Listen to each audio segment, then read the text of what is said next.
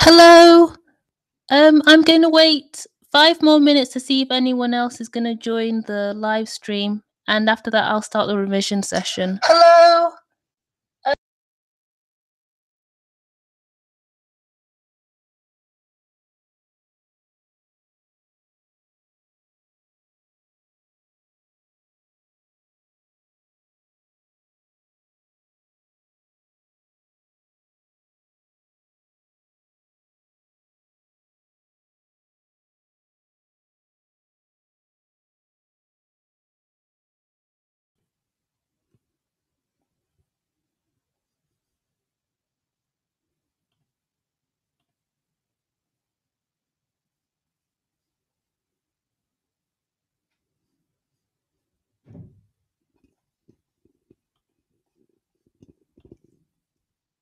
Please feel free to leave any comments in the chat box if you have any questions.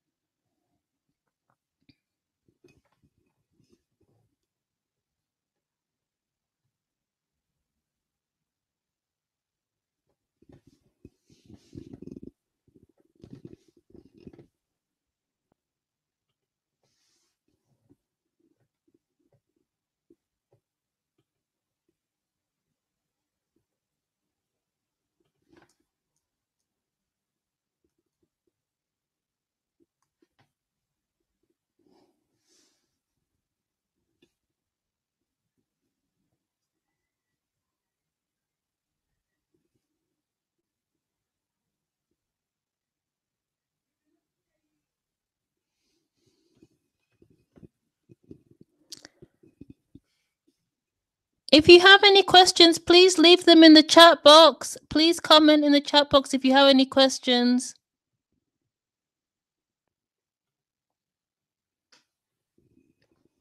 Okay, looks like there are a few more people who've joined. Can please let me know, comment in the chat and tell me if you can hear me.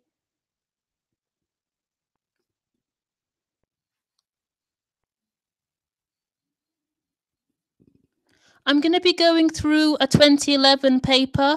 I'm not going to go through it in as much detail as some of the other revision videos, but what I'll do is I'll talk about technique and how you go about answering the questions. If you want me to pause at any time or to repeat something that I've said, please just comment in the chat box and I'll do that. Also, if you have any questions, revision questions for KCSE or KCP, please comment, and I'll do my best to answer them as well.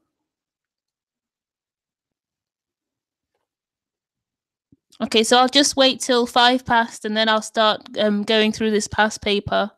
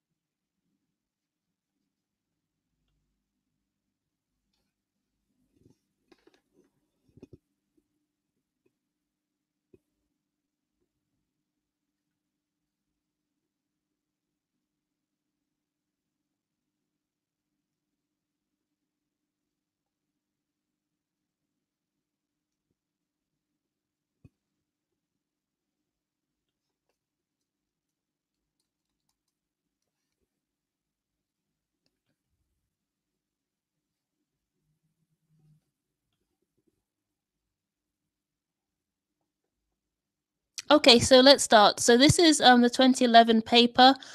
Just scrolling down, we can see the questions here. nothing unfamiliar or nothing too different from other videos that you'll find in this channel where paper solutions are presented. So just looking through it, we have question 1 is a BODMAS or a BIDMAS question. So we're asked to, without a calculator, evaluate the expression. Another point to note here is that as well as plus, minus, and division symbols, we also have of. And whenever we see an of, we should think of that. I'll just highlight here. Whenever we see an of, we should think of that as a division. So something like 2 of 5, that's 2 out of 5 pieces or something, or 2 out of, or 2/5. So that's asking for a division. So also, another thing that I would say that could help solve these questions, I would say always put brackets where you think, oops, that's a bit clumsy. Always put brackets where you think they could be useful. So maybe brackets here and brackets there. It might help looking at the question and working out what to do when. And remember, BODMAS is brackets first, then division, multiplication, addition, and subtraction. And remember that as well as the divisions like this one here on the bottom row, we also have this big division here. So don't forget that at the end when you're doing your evaluation. So that's worth 3 marks. And I would say always show working even if you're not able to come up with the full solution at the end. So that's question 1. Moving on to question 2. The diagonal of a rectangular garden measures 11¼ meters, while its width measures 6¾ meters. Calculate the perimeter of the garden. So if you imagine what we're looking at is something like this. The garden is a rectangle like this, and we have one of the sides of the rectangle, so the longer side of the rectangle, this one here, is 11¼ meters, and the shorter one is 6¾ meters. So to find the perimeter, that's the whole of the way around. So that's 2 times 11¼ plus 2 times 6¾ And I think whenever you see anything that's a perimeter or an area question, it can be very useful to just draw a simple diagram for yourself, just so that you can visualize it and understand where the solution's coming from. Because even though you might not understand the question at first when you're seeing it, sometimes drawing a diagram can help. So that's question 2 and how you'd go about solving it. And then moving on to number 3, a motorist took 2 hours to travel from one town to another town and 1 hour and 40 minutes to travel back. Calculate the percentage of time. Calculate the percentage change in the speed of the motorist. So 2 hours and then 1 hour and 40 minutes. And percentage change, how we work out percentage change is, see if I can put it here in the text box. Right, can you see? I don't know if everyone can see the text box, but percentage, I'll just in fact use percentage change is equal to the difference between the original and the new quantity or the new time. So that would be 2 hours subtract 1 hour and 40 minutes divided by the original, which is 1 hour and 40 minutes. So that's percentage change. And to work that out, I would put all of them either in hours or all of them in minutes, and then I would do that sum. So if you're going to put everything in minutes, you have 120 subtract 100 divided by 100, and since you have like what divided by 100, that's like a percentage, so it makes the sum quite easy. So that's what it is for that question. Moving on to question number 4. Oh, sorry, somebody's asked a question, speed or time. Yes, yeah, you're right. It is actually okay, it's percentage it's percentage change in the speed it's percentage change, you're right, it's percentage change in the speed, but because we know that speed is equal to distance divided by time, and because we know that we know that the distance is the same, the distance is constant, so we just need to worry about the percentage change in the time. So I'll just leave a comment for you here saying that yeah, speed, you're right, you're very right. Thank you for making that observation. Speed is equal to distance divided by time. But because we know that he's traveling from one town to another, it's the same distance. Distance is constant. Distance is constant. So we just need to worry about the time. So by doing the sum with the time, we'll get the correct answer anyways. We don't need to worry about the distance, which we're not told, because we know that it's constant, if that makes sense. I hope that clears it up. Okay, so next, moving on to question number 4. A square room is covered by a number of whole rectangular slabs of sides, 60 centimeters by 42 centimeters. Calculate the least possible area of the room in square meters. Okay, so again, as with the other question, it works quite good to try and see if we can visualize it by drawing it out. So let's see if we can draw a small diagram here. So we've got a square room. Let's put this square here, and it's covered by a number of whole rectangular slabs of side 60 centimeters by 42 centimeters. Calculate the least possible area of the room in square meters. So, okay, so first of all, I think it would be a good idea to, okay, so we know that, and let's see if we can visualize one of these slabs. So say a slab looks like this. I might move it.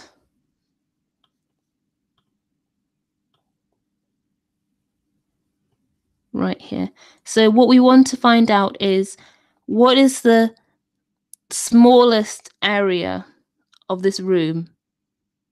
So I think it would be a good idea, first of all, and we want to find that in square meters, to convert this here into meters from centimeters, work out the area of this.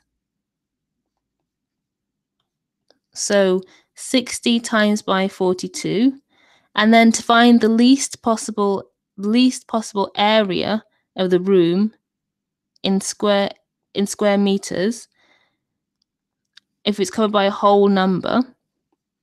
Let's see if I can write this down here so that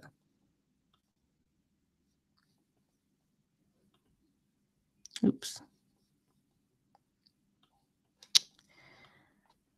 So I'll write this. So this is the longer side. So this is 60. And this is 40. And this is 42.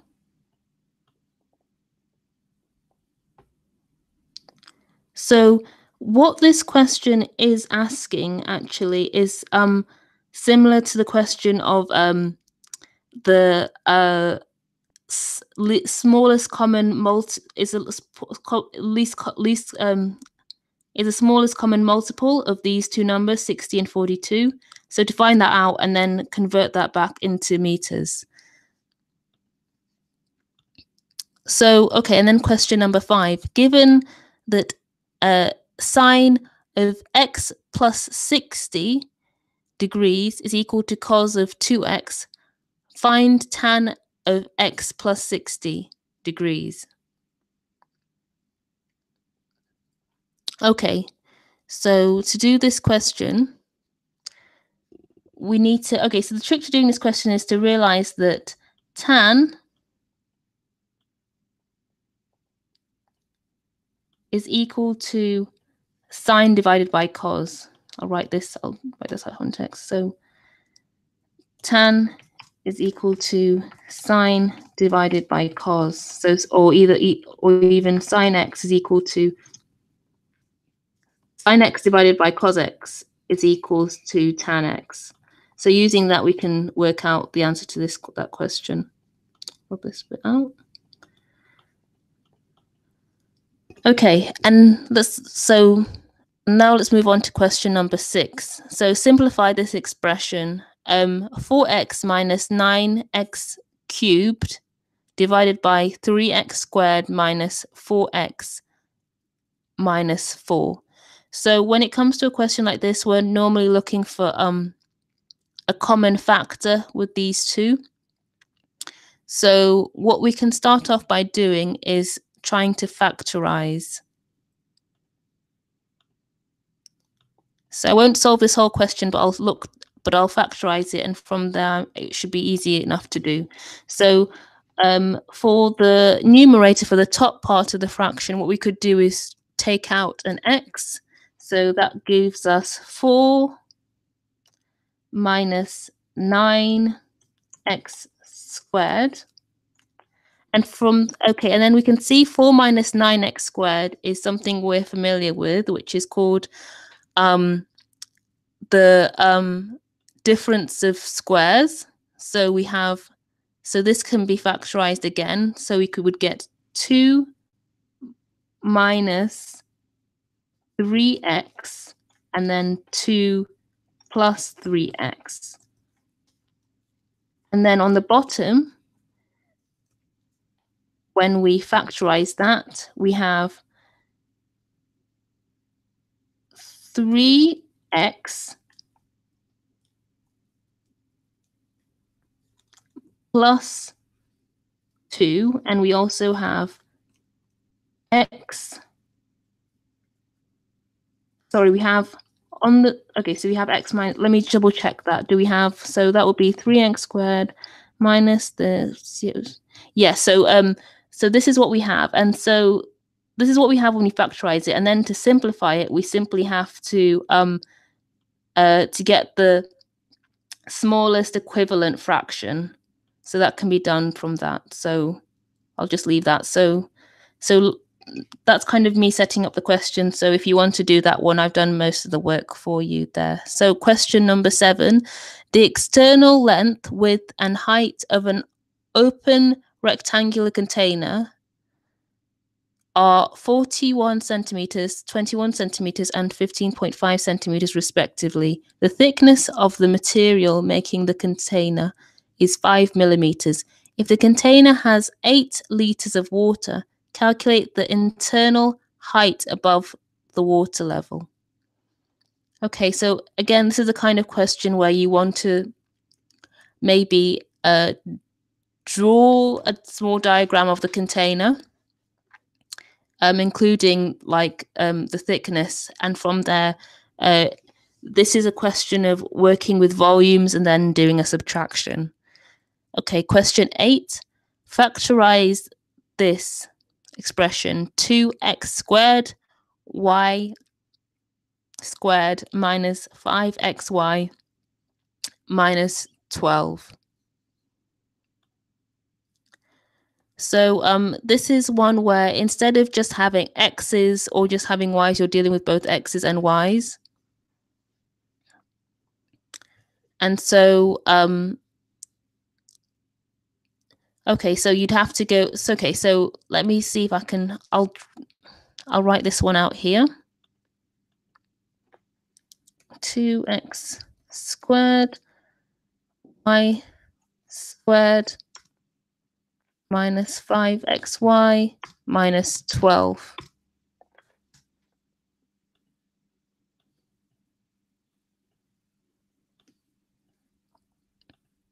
So what I would go about doing first is right, so what I would go about doing first is looking to factorize the y's, and then after that looking to factorize the x's. Okay, moving on to question number 9. Using a ruler and a pair of compasses only, construct a parallelogram PQRS in which PQ is equal to 6 centimeters and QR is equal to 4 centimeters, and angle SPQ is equal to 75 degrees. Determine the perpendicular distance between PQ and SR. So obviously this isn't the kind of question I can do here, but make sure that you carefully measure out the lines and the angles with your ruler and compass to do this question.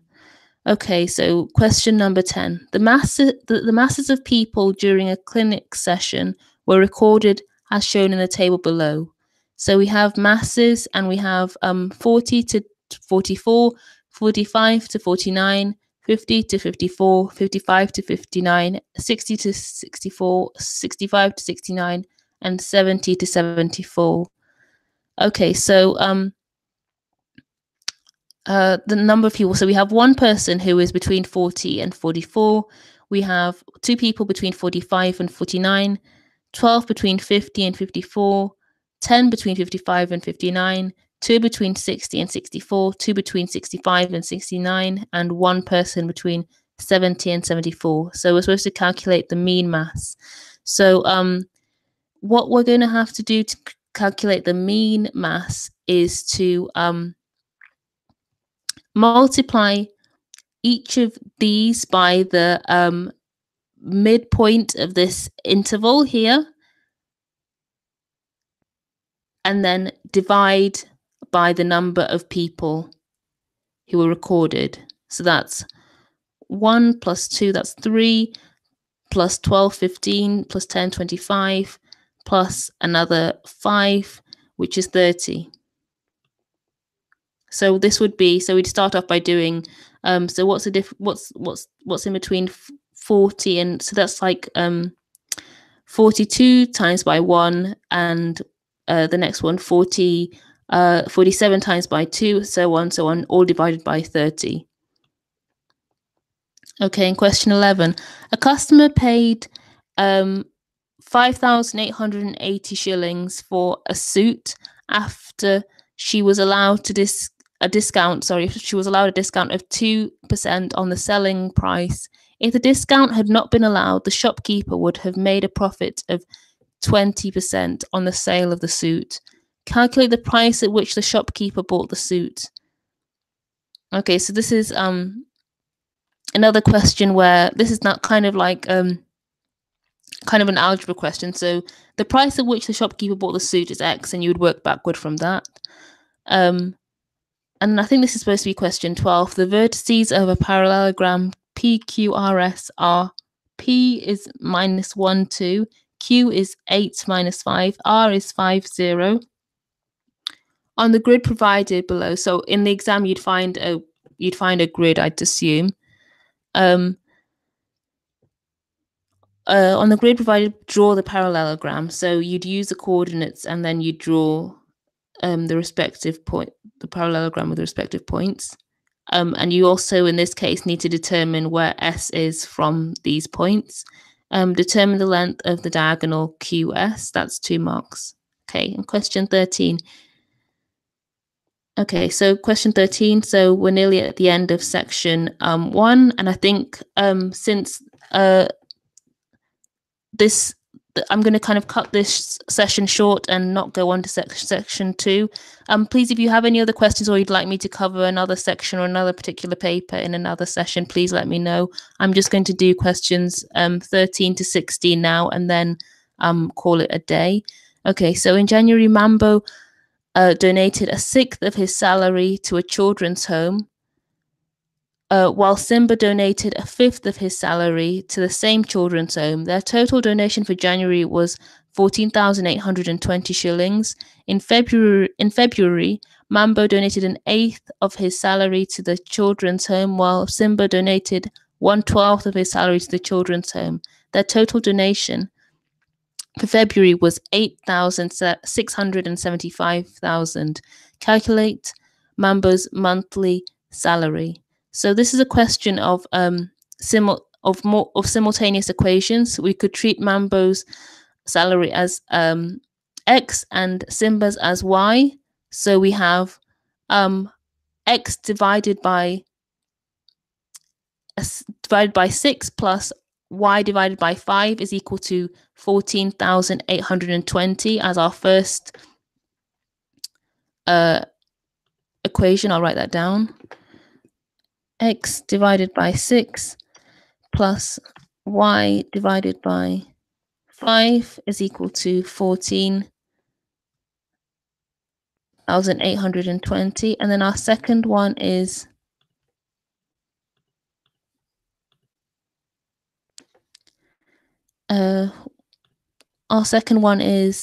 X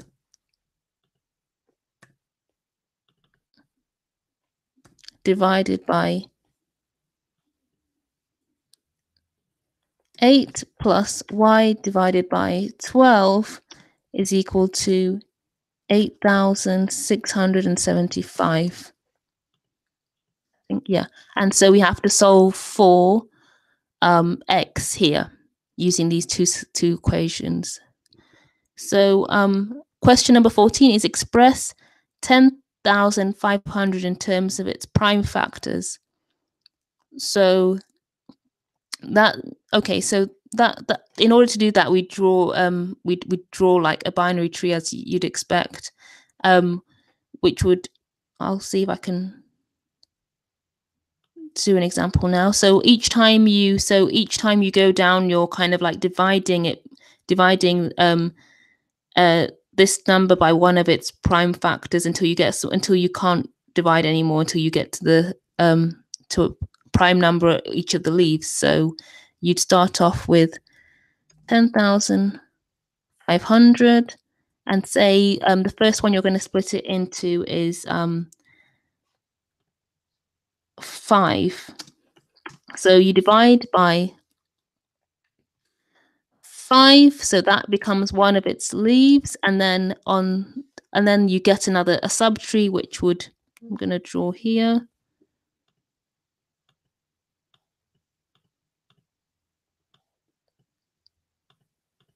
Which would be 10,500 divided by 5, and that is 1 second.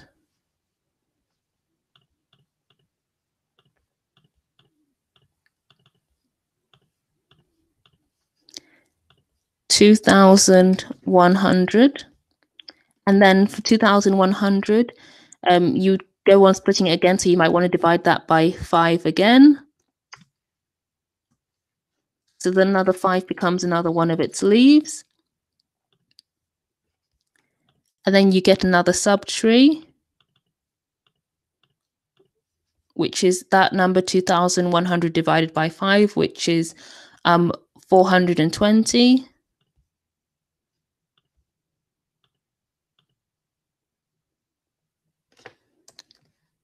And then you go on splitting again, so you might want to do 420 divided by 5, so 5 becomes another leaf here. And then we have 420 divided by 5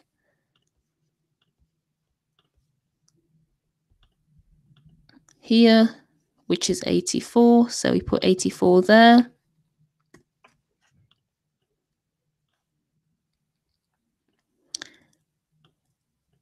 And then we want to split again, so we might do 84 divided by 2. We can even do 2 twice, so we can do by 2 squared. So that, and then we have 21.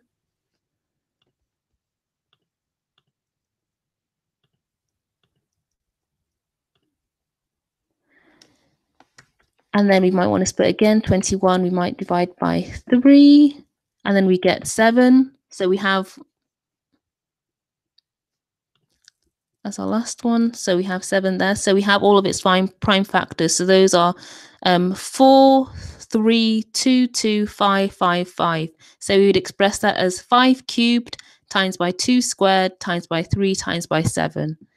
Okay, and then question B says, determine the smallest positive number p such that 10,500p is a perfect cube. Okay, so that's a pretty self-explanatory question. Okay, so let's move on to question number 15. 3 police posts X, Y, and Z. I'll move these out of the way so we can see this question. 3 police posts X, Y, and Z are such that Y is 50 kilometers on a bearing of 60 degrees from X, while Z is 70 kilometers from Y on a bearing of 300 degrees from X.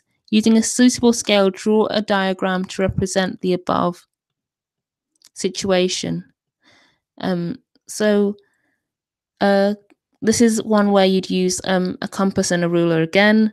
Determine the distance in kilometers of Z from X.